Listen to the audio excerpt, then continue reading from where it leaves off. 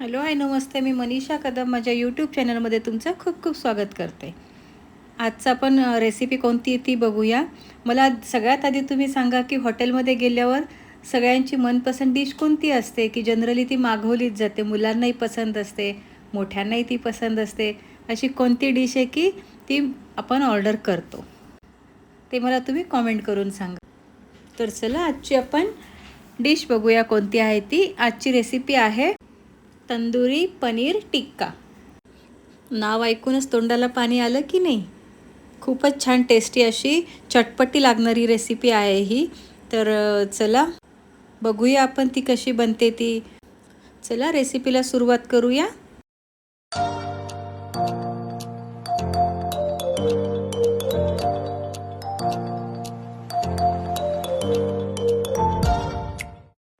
सर्वात आधी मी कढई गरम करायला ठेवलेली आहे आणि आपल्याला आता त्यामध्ये 1 चम्मच बेसन भाजून घ्यायचं आहे. बेसन हे मीडियम गॅसवर भाजा तुम्ही, जास्ती मोठी फ्लेम ठेवू नका. लो फ्लेमवर आपल्याला हळूहळू बेसन भाजायचं आहे. छान असं त्याला गोल्डन कलर तर बेसन भाजायचं आहे. त्याचं कच्चं पण पूर्ण निघून गेलं पाहिजे. तर बेसन आपण भाजून घेऊया, त्यानंतर पुढे कसं काय करायचं ते आपण बघूया. हळूहळू आपलं बेसन इथे भाजून होत आहे. ते बघा, तुम्ही बघू शकता की छान गोल्डन कलर त्याला आलेला आहे. याला आपण थंड होण्यासाठी ठेवून देऊया.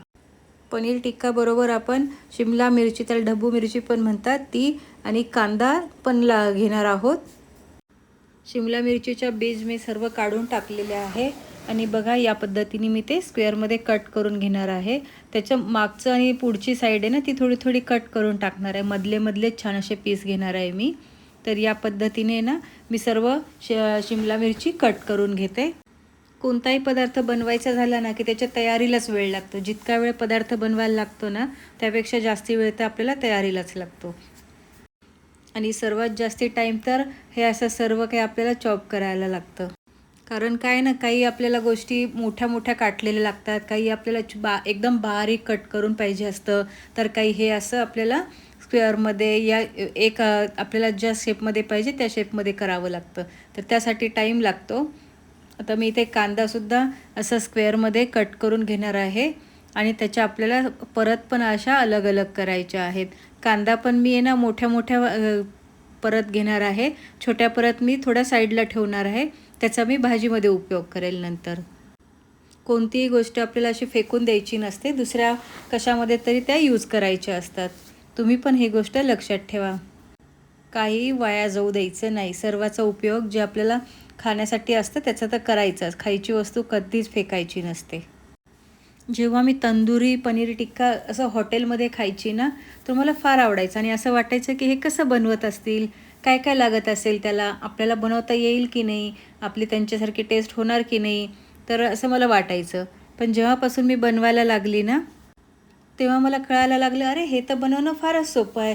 काही याच्यामध्ये अवघड काहीच नाही आहे. सर्वजणं बनवू शकतात, तुम्हीसुद्धा बनवू शकता. जर मी एखादी गोष्ट करू शकते, बनवू शकते, तर ती तर तुम्ही नक्कीच बनवू शकता. आपला कांदा आणि ढबू मिरची स्क्वेअरमध्ये काटून झालेली आहे. आता मी पनीरसुद्धा क्यूबमध्ये स्क्वेअर क्यूब करणार आहे. मी क्यूबमध्ये काटून घेणार आहे पनीरसुद्धा.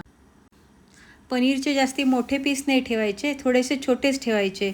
म्हणजे खाताना नुसतं पनीर पनीर नाही लागत आपल्याला. मसालासुद्धा खाण्यासाठी आपल्या तोंडामध्ये त्याची टेस्ट येते. तर इथे आपले पनीर पण क्यूब करून झालेले आहे. आता आपण त्याचं मॅरिनेशनचं तयारी करूया.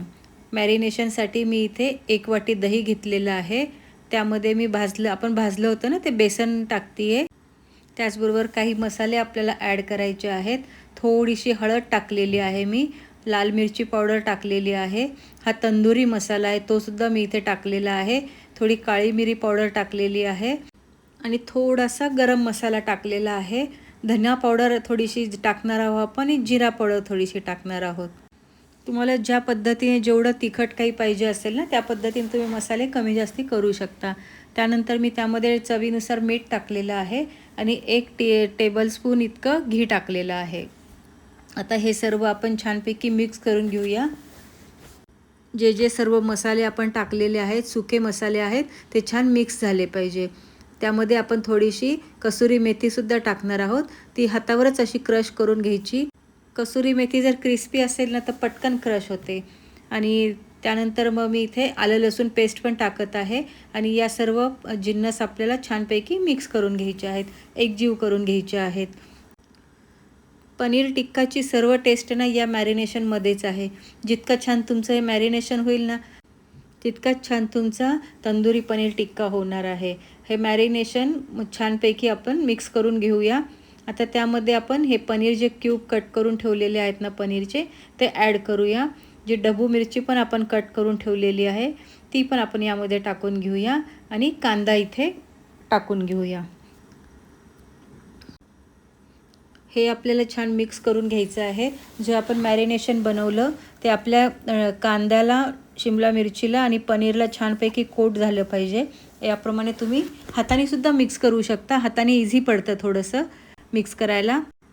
जेव्हा हे सर्व छान मिक्स होतं ना, तेव्हा छान असं लबलबीत दिसलं पाहिजे आपल्याला, असं रुखं-सुखं नाही दिसलं पाहिजे. त्यामुळे दह्याचं प्रमाण पण आपल्याला पद्धतशीर घ्यायचं आहे. हे बघा इथे आपलं हे मॅरिनेट करून झालेलं आहे. तुम्ही बघू शकता की आपलं पनीर ते सर्व छानपैकी कोट झालेलं आहे. तर याला मी अर्ध्या तासासाठी झाकून ठेवलेलं होतं आणि आता हे पनीर, ढबू मिरची आणि कांदा जे आपण मॅरिनेट केला आहे ते आता स्क्यूअरमध्ये आपण अरेंज करून घेऊया. थोडीशी एक ढबू मिरची लावायची, नंतर मग कांदा लावायचा, पनीर लावायचा, परत कांदा लावायचा, परत पनीर लावायचं, परत ढबू मिरची लावायची, परत पनीर लावायचं. असं थोडं थोडं मिक्स स्टेप्स करत ते तुम्हाला पूर्ण स्क्यूअरमध्ये लावून घ्यायचं आहे. ही स्क्यूअर आहे ना, मी पहिले ओली करून घेतली होती ताकी ती जेव्हा गरम होईल तेव्हा जळणार नाही. जेव्हा आपण त्याला शेकणार आहोत तेव्हा ती तव्यावर जळणार नाही, यासाठी मी ती पहिले ओली करून घेतली. तुम्ही हा तंदुरी पनीर टिक्का आहे ना, ओव्हनमध्ये पण करू शकता, एअर फ्रायरमध्ये पण करू शकता, तव्यावर पण करू शकता आणि डायरेक्ट गॅसवर पण करू शकता. डायरेक्ट गॅसवर पण याला शेकू शकता तुम्ही. जसं तुम्हाला आवडत असेल तसं तुम्ही याला शेकून घ्यायचं आहे. मी आज तुम्हाला तव्यावर आणि डायरेक्ट गॅसवर शेकून दाखवणार आहे. आणि याला शेकायला ना काही टाईम लागत नाही. बोलता बोलता ते अलटपलट करून सगळ्या बाजूनी शेकून घ्यायचं आहे आपल्याला. 10 मिनटात ते शेकून होतं. फक्त हे स्क्यूअरला लावायला थोडासा आपल्याला वेळ लागतो, कारण एक एक गोष्ट आपल्याला हातात घेऊन घेऊन लावायची असते ना, त्यामुळे थोडासा वेळ यामध्ये जातोच. मायक्रोवेव्हमध्ये कसं असतं ना, त्याचं स्क्यूअर आलेलं असतं, तर त्या स्क्यूअरला आपल्याला छानपैकी अरेंज करायचं असतं. हे असंच अलटपलट करून कधी पनीर लावलं, कधी ढबू मिरची लावली, कधी कांदा लावला, परत पनीर लावलं, असं करत आपल्याला त्यामध्ये ते अरेंज करायचं असतं, सेट करायचं असतं आणि मायक्रोवेव्हमध्ये ते ठेवायचं असतं. मायक्रोवेव्हमध्ये सुद्धा काही टाईम लागत नाही, तिथे पण ते पटकनच बनतं. मायक्रोवेव्हमध्ये पण आहे ना, मोठ्या हीटवर नाही करायचं. हे 180च्या डिग्रीला पण ते काही वेळ 10-10 मिनटं असं सेट करून ठेवायचं आणि मग छानपैकी ते क्रिस्पी बनतं.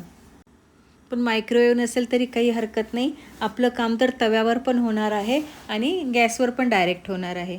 हे बघा, या पद्धतीने आपले एक झालेली आहे स्क्यूअर बनवून. आता याच पद्धतीने मी बाकीच्या सर्व स्क्यूअर बनवून घेते आणि नंतर आपण बघणार आहोत की हे कसं शेकायचं. यामध्ये सुद्धा बघा, मी बिलकुल तुपाचा वापर केलेला नाही आहे. एकच आपल्याला चम्मच तूप लागलेलं आहे आणि शेकायला तर बिलकुल तूप लागत नाही. अर्धा चमचा जरी तुम्ही पॅनवर ठेवलं ना, त्याच्यातसुद्धा ते शेकून होणार आहे. असं नाही की तीनदा तुम्हाला तेल तूप लावायला लागणार आहे. ऑफकोर्स तुम्ही हे तेलामध्ये सुद्धा बनवू शकता, पण तुम्हाला तर माहीतच आहे की मी तेल वापरत नाही शक्यतो. तूपच वापरते. तेलाचा वापर फार कमी करते. जिथे खूपच गरज असेल तिथेच मी तेल वापरते. नाही तर शक्यतो माझ्या सर्व रेसिपीज मी तुपातच बनवते. तुपाने सुद्धा टेस्ट छानच होते. असं काही फरक जाणवत नाही की आपण तुपात बनवलं की तेलात बनवलं. हेल्दी खायचं आहे ना आपल्याला, तर थोडंसं त्याकडे लक्ष दिलंच पाहिजे. तूप वापरायचं एक कारण हे आहे ना की आमच्या इथं सर्वच जण आम्ही फिटनेस फ्रीक आहोत. तर तेल खाणं आम्हाला, मुलांना तरी नाही जास्ती असं बरं वाटत. तर ते थोडंसं मनाच करतात की मम्मी तेल नको वापरत जाऊ, आपल्याला तूप वापरत चल. तर बरेच म्हणजे महिने झालेत की मी आता तेल वापरायचं जवळजवळ सोडूनच दिलेलं आहे. चला, तुमच्याशी बोलता बोलता माझे बघा हे स्क्यूअर रेडी झालेले आहेत.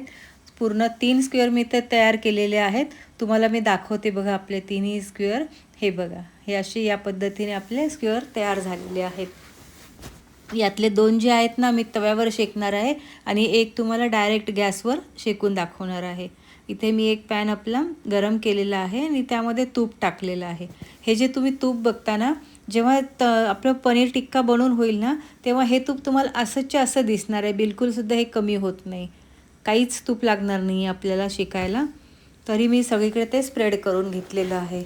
आणि आता यावर आपण आपल्या 2 स्क्वेअर ठेवूया आणि अलटपलट करून सगळ्या बाजूनी शेकून घेऊया.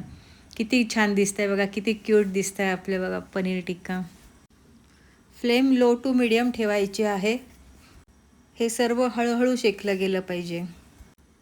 छान गोल्डन ब्राऊन क्रिस्पी होऊस तर आपल्याला ते शेकायचं आहे. पण पलटायचं मात्र विसरायचं नाही, नाहीतर काय जळण्याची शक्यता असते. तुम्ही बघू शकता किती पटापट ते शेकलं जातं आहे. मी 2-3 मिनटाला त्याच्या साईड चेंज करते आहे बघा तुम्ही. कलर पण आता यायला लागलेला आहे गोल्डन गोल्डन. हे बघा किती सुंदर झालेलं आहे बघा. हे बघा, हे असं चारी बाजूनी शेकूस्तवर आहे ना, आपली डबू मिरची ना ती पण छान अशी सॉफ्ट होते आणि पनीरसुद्धा खूपच असं सॉफ्ट सॉफ्ट छान लागतं ते. हे खायला कसं आहे ना, वरून क्रंची लागतं आणि आतून सॉफ्ट लागतं. तर आपल्याला दोन्ही पण अनुभव करता येतो की थोडंसं क्रिस्पी, थोडंसं सॉफ्ट असं टेक्स्चर त्याचं आपल्या तोंडामध्ये छान वाटतं खायला. हे बघा आपलं हे चारी बाजूनी शेकलेलं आहे. सर्व बाजूनी छानपैकी त्याला गोल्डन कलर आलेला आहे. तर या पद्धतीने ते आपले तव्यावरचे स्क्वेअर्स रेडी झालेले आहे. आता गॅसवर डायरेक्ट कसं शेकायचं ते आपण बघूया. गॅस मी मीडियम ठेवलेला आहे. इथे सुद्धा असंच हातावर फिरवत फिरवत त्याला छानपैकी सगळ्या बाजूनी आपल्याला शेकून घ्यायचं आहे. हे जेव्हा शेकून होतं, थोडं ब्राऊन होतं ना टोकाटोकांना छान असं, तर ते छान स्मोकी फ्लेवर देतं. याला तर मी बिलकुल तूप लावलेलं नाही आहे. हे जसं आपण मॅरिनेट केलेलं आहे ना तसंच आहे. बिलकुल तुपाचं काहीच लावलेलं नाही. एक थेंबसुद्धा तूप नाही यामध्ये. तुम्ही बघू शकता की हे छानपैकी शेकायला लागलेलं आहे. आता तुम्ही बघताय ना काही काही ठिकाणी असं छान असं काय म्हणतात त्याला, की छान त्याला असं ब्लॅकिश ब्राउनिश कलर आलेला आहे ना, ते इतकं क्रंची आणि इतकं स्मोकी लागतं ना खायला. गॅसवर भाजायला सुद्धा आपल्याला काहीच वेळ लागलेला नाही आहे. हे बघा हे गॅसवर भाजलेलं स्क्वेअर आहे आपलं. छान आता त्याला प्लेटमध्ये आपण अरेंज करून घेऊया. पनीर टिक्का खाण्यासाठी जे डीप असतं ना ते मी आज नाही बनवलेलं आहे. तुम्हाला त्या डीपची रेसिपी हवी असेल तर मला कॉमेंट करून सांगा. मी नक्की तुमच्यासाठी रेसिपी घेऊन येईल. डीप कसं बनवायचं झटपट असं शॉर्टमध्येच घेऊन येईल मी ते. या पद्धतीने आपला तंदुरी पनीर टिक्का खाण्यासाठी तयार आहे. मस्त क्रिस्पी, क्रंची, सॉफ्ट, सगळे फ्लेवरफुल असा आपला पनीर टिक्का इथं तयार झालेला आहे. तुम्ही हा व्हिडिओ बघा. व्हिडिओ कसा बनला ते सांगा मला. कॉमेंट करा, सबस्क्राईब करा आपल्या चॅनलला, शेअर नक्की करा आणि लाईक तर करायचंच आहे आपल्याला. तर तुम्हाला जर हा व्हिडिओ आवडला असेल तर तुम्ही व्हिडिओला लाईक, कॉमेंट, शेअर, सबस्क्राईब करा. मी लवकरच तुमच्यासाठी एक नवीन रेसिपी घेऊन येईल. तोपर्यंत तुम्ही हा व्हिडिओ बघा.